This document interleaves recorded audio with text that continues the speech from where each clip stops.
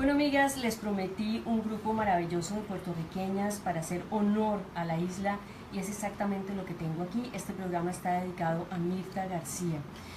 Tengo aquí conmigo a una afro-latina que además se define como una soñadora, una empresaria, una emprendedora, diseñadora de modas, filántropa y además motivadora de otras mujeres. Hace 6 años tuvo un problema de salud y en el proceso de lidiar con ello, ella tomó la decisión de amarse incondicionalmente. Que conste que aquí no estamos hablando de egolatría. Estoy con Yashira Yaya Marie Rivera. Welcome to Para Ti Mujer, Yaya. Gracias por tenerme. Thank you for having me. Yaya, how old are you? How old am I? Yeah. I'll be 31 on Monday, next week. Oh, really? 31. Congratulations. Thank you. Happy birthday. Yaya, you had a health problem that changed your life. Let's say that being very young, you were confronted by your own life. Mm-hmm. How was that? It was actually very alarming, very shocking. At the time that I was diagnosed with my disorder or disease, I was 25 years old, living the life of any bachelorette in Manhattan. It came very sudden. It wasn't obviously planned. Most of all, definitely a shock factor. Yes. How did you handle it? What was the first thought that came to your mind? Well, the initial diagnosis wasn't chronic ITP, it was actually lymphoma leukemia. So I actually called a best friend and I said, well, it looks like my time's up. I guess it's time for us to take a one-way flight to Puerto Rico, enjoy the rest of my life in the sun, drinking mojitos underneath the palm trees. I was as optimistic as possible. Of course, any person is scared. You're confused, you're shocked. You're there in front of 10 doctors for hours on end and they're like, well, you have this and you have that. So it was about 9 months of them not really knowing what the diagnosis was. And I went through 7 different doctors at 4 different clinics. When was the moment that made you click and wake up? How your life changed? Because definitely your life changed. Absolutely. I think that I clicked, I would say, 2 years after I was diagnosed. There came a point where I knew that this was a disorder/disease that I would have to live with the rest of my life. And I had to change my diet, I had to change my attitude, the individuals in which I surrounded myself with, how I handle life in general, try to live a life that's, more or less stress, and surrounding myself around people who love me for who I am instead of more of the vanity of how I look. I like that last idea that you just said. You said, I changed my attitude. Mm-hmm. What does it mean? I mean, you kind of have to deal with the cards that you're dealt. It's more of saying, okay, I have to put things on hold. When it comes to my career, when it comes to where I want to live and how I want to live, I had to put that all on hold and I had to put myself first. And I had to say, okay, well, what can I do to make myself feel better, not only on just a physical level, but also on an emotional level? Do you think you get a different value of things? Oh, absolutely, because with the disorder I have, it's not terminal. However, there are instances where people can die, because how it works is chronic ITP is an autoimmune platelet deficiency when your blood does not clot, so you become a hemophiliac. There are instances where younger children or older adults that are diagnosed with this disorder actually can bleed to death. So I mean, it can be very tragic. So you have to say to yourself, okay, what am I going to do to be sure that I keep my platelets at a higher level? What can I do to make sure that I live a healthy lifestyle? Do you think your feelings, your desires, your faith on life, on people, on dreams, do you think that changed? Oh, absolutely, because the first couple years I really felt like it was the end of the world.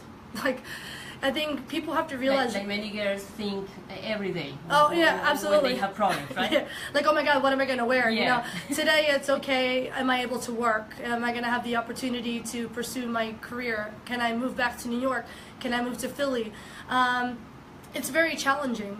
You have to tell. It took me, like I said, it took me some time to realize. Listen to my sadness and say, okay, it's okay to be upset. It's okay to be sad. After that phase goes through, okay, what's next? what can I do to bring myself back up? And that's the phase I went through the first couple years. Bueno, al mismo tiempo que estoy hablando con Yaya y por eso aquí yo estoy gagueando, estoy escuchando lo que ella dice, estoy pensando en tantas cosas que uno podría preguntarle a una persona que ha estado en un problema serio a una edad tan joven y que tiene que repensarse y que tiene que quizás reconfigurar toda su vida porque una amenaza de salud es una amenaza y no se puede tomar de una manera muy pacífica o quizás muy no a la libertad. No, una amenaza contra la vida es una amenaza contra la vida y eso cambia mucho nuestras perspectivas. Yaya, I also know that you studied fashion design. Sure did. Do your past experience influence the way that you approach to your designs?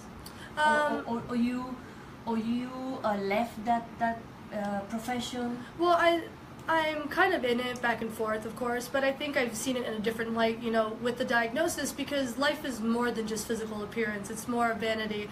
I've always had an issue with that, with the design industry, that, you know, the beauty standards of women, especially, you know, your complexion, your hair, how you dress. And, you know, once I was diagnosed, I was like, you know what? Like, I don't need to be 100 pounds. I don't have to wear, you know, specific things. I don't have to be like anybody else. And I think especially in the Latino culture, it's very challenging to embrace the, you know, the laughter Latina complexion, la borbu, the hair. It's like, you know, you come to a point that it's like, okay, enough is enough, and I'm going to be as miraculous as I can be, regardless on how I look. That's beautiful, Yaya. Your friends, did you change your friends, or did you change the people who you usually hang around? Or? Absolutely. Well, I'm very fortunate. I have the absolute best support system. I have had the same several friends since I've been a child. My best friend, Laura Hennessy, actually went with me when I was diagnosed. She's the person that held my hand through the entire first couple days of confusion. We call ourselves, we have a wolf pack. There's about 4 to 10 of us, and we're always together, and we love each other tremendously.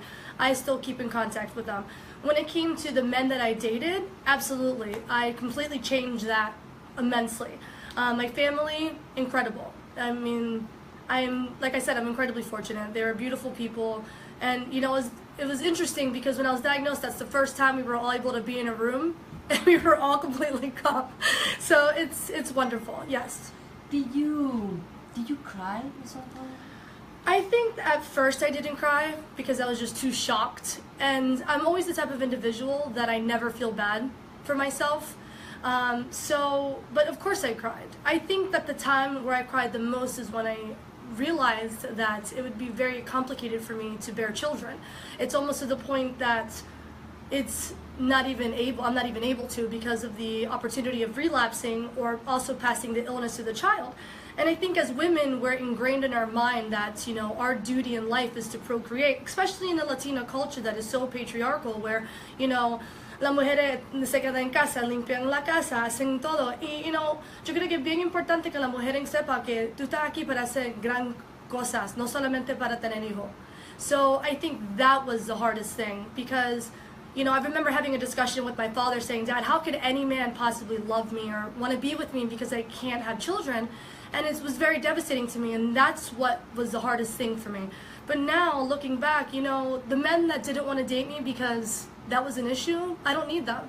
Because the person I'm with now appreciates me for who I am and is more concerned about my health in our relationship than the risk of my life to have a child. Bueno, y contestaste mi pregunta que te iba a preguntar por qué habías cambiado de novio, entre otras razones. Estamos aquí en Para Ti Mujer y estamos conversando con Yaya y están conectados Ángeles Durante, Víctor Negrón, María Hernández Angelita, Adán Mairena. Y María Hernández Angelita, Yaya, she has a question for you. She asks if tú crees que es necesario tomar terapia en un caso como estos. I think that it's user discretion. I went to support groups, and I tried to gather as much information as I possibly could on many levels. I went to doctors on every level, and I asked a lot of questions.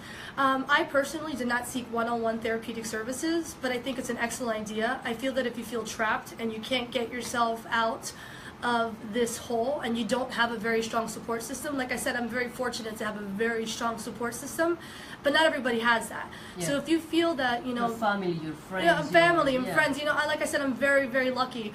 Not everybody has that. Some people are thrown into the dark by themselves. I think the best advice is, you know, look at your disorder or your disease and find close support groups. I mean, that helped me tremendously. Sitting in a room group of people that are all going through the same thing. Or, you know, if you do feel that you need more than that, you know, consult or find a different counselor or therapist. I mean, I completely support that 120%. If you feel that that's what you have to do to make you feel better, do it. Yaya, muchas personas pensarán que los problemas cotidianos que tenemos son muy grandes. A veces nuestras chicas, y lo sabemos tú y yo, lo sabemos las mujeres latinas, además le recordamos a nuestros oyentes y a las personas que están en Facebook que estamos haciendo este programa desde la costa este de los Estados Unidos y que sin embargo el grupo latino se parece mucho a lo que tenemos en Latinoamérica y en Puerto Rico. O porque traemos esa misma cultura aquí, gracias a Dios en unos casos, en otros no tan bueno, pero ¿tú crees que esto que te pasó a ti, comparado con muchas veces las latinas somos un poquito dramáticas y si algo nos pasa en el día a día sentimos que ya es la muerte o tantos problemas a veces que tenemos que lidiar que son reales, que son difíciles? A nuestras chicas latinas en el barrio sufren de muchas cosas y tienen muchísima dificultad para superar esas situaciones. ¿Qué te ayudó a ti y qué le puedes decir a esas chicas que nos están escuchando que están lidiando día a día con problemas tan serios? I think that the most important thing is to learn how to love yourself. I think that you have to come to a point that you have to respect yourself and love yourself. And how you can do that is words of affirmation, sticking, you know, post-it notes all over your house, telling yourself in the mirror, today's going to be a fantastic day. You know, I have a dry erase board where my boyfriend and I write letters to each other saying, okay, today's going to be beautiful. Because ladies, one thing that we have to understand is that the only way that we're going to be around people that we deserve being around, and the only way we're going to become successful is by appreciating yourself first. Chicas, no se muevan porque aquí tenemos una sorpresa musical muy corta porque vamos a seguir conversando con esta gran mujer que es Yaya. Para ti, mujer. Estás on live. Okay. Qué linda historia, Yaya. Thank you. This is super fun. Porque creo que lo que más se ve de ti es que estás llena de vida, full of life. It took me time to be full of life again, but I think that this is a phrase that I don't like. You know, whatever kills you makes you stronger, but it's true. And I think that this may have been the worst thing that ever happened to me because I feel like I have more value and appreciation than I had before. And I really do surround myself around people that only make me excel instead of digress. Period. Great. I'm going to go deeper in these two ideas that you just said. Perfect. Self-esteem. Oh, that's my favorite. I think it's very important. Oh, it's so important, and I think that there's times where you have it, there's sometimes you don't have it, there's sometimes that you don't have enough, and I think self-esteem is the reason to why women don't pursue things they don't want to pursue. You know, they feel that they don't deserve it or they're not good enough, and that's why they just sit at home and they don't do things that they should be doing. That's true. Do you think you had enough self-esteem before this happened? Yes and no, because I feel like my self-esteem has always been very fluctuant. You know, because I'm my own worst critic. Like, my friends laugh. Like, people say things to me and they're like, she doesn't care because what she thinks about herself is way worse than what you just said to her.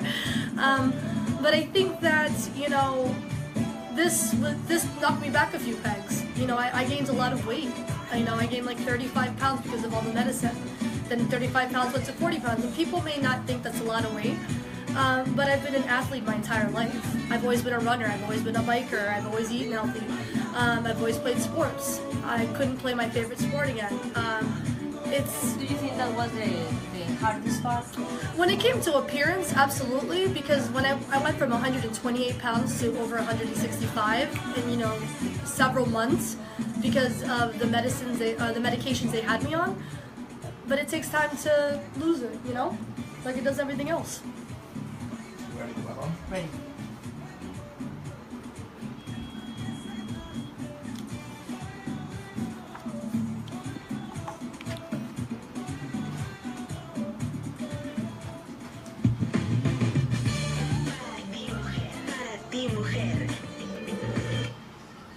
Bueno, amigas, para quienes están siguiéndonos en Facebook, para ti Mujer con Emma Restrepo, pues pudieron escuchar la conversación que estábamos teniendo con Yaya mientras escuchábamos esta maravillosa música. Pero aquellas que están en radio no pueden escuchar esta música.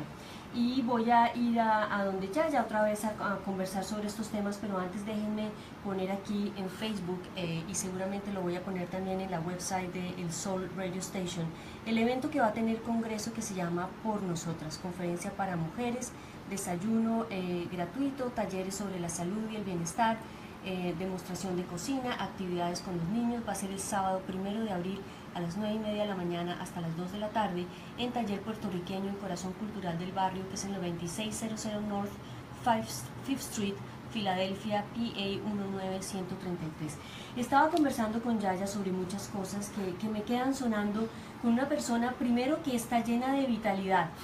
Ella exuda vida y yo me imagino that was the same before you were diagnosed and after that you exude life. Yes, I'm very animated. My parents always said I should be a comedian, or because I'm just always, my hands are always going, I'm always talking, I'm always running around. So yes, I've always had this much energy, believe it or not. I'm sure, you are. Y también estábamos hablando con Yaya de self-esteem, de autoestima, y que en la introducción yo traté de separarlo de egolatría, porque no es egolatría y hay diferencias con esos dos conceptos. Yaya, ¿qué es tener self-esteem, de acuerdo contigo? I think having self-esteem is the day when you wake up and realize that you appreciate yourself both on a physical and an emotional level, and you know, and you can actually be okay with what you see in the mirror. I think is what I wanted to say, because you look, because I feel like we're so critical towards ourselves in such a physical level. Like I need to be skinnier, my teeth need to be straighter, my hair, you know, and it's like over and over again. And I was like that as a teenager. Every girl is, especially when you go through puberty. You're just like, I need to be thinner, I need to do this, I need to do that. And having self-esteem is two things. It's looking yourself at the mirror and saying, okay, you're beautiful, you're fantastic, you're wonderful. And then on an emotional level, okay, now let's go get them. It's like, okay, now that I've gotten over being comfortable within your own skin, now it's okay, I can kind of combine the two and say, all right, now that I can look the part, now I can do the part. I can apply for that job that I want. I can move to the city I want to go to. Puedo comerme el mundo. Absolutely. And then once you get to that point, that's really what happens. Bueno, antes, no quiero que se me olvide Yaya, y si a mí se me olvida tú me vas a ayudar, porque una de las cosas que le han criticado a los milenios es que son como egoístas, como que es su mundo y you know, they eat the world and they don't care about anything else. Yeah. Pero tengo aquí, antes de que se me vaya en el Facebook, Adán Mairena está haciendo un comentario bien interesante. Él dice, some Christians think that God punishes people with illness and disease. I completely disagree with that kind of God. God is love. Did you face that? He's asking. Absolutely. I mean, I'm not the type of individual to think that things happen because you deserve it, or I deserve it. First of all, I feel like I'm quite of a fantastic human being. I've never done anything wrong to anybody, so I don't think. Absolutely not. You know, what I have is genetics. It's biology. It happens to a lot of individuals. It happens to a lot of people that live in ports. It's huge in Puerto Rico. It's huge in Dominican Republic, Cuba, the Philippines. It runs in a lot of areas where there's a lot of diversity. Or it happens because you have an underlying issue like cancer or HIV or a lot of serious illnesses. I don't think it's because God wanted this to happen to me. Because I think that if I think that if God really tried it, then he didn't win.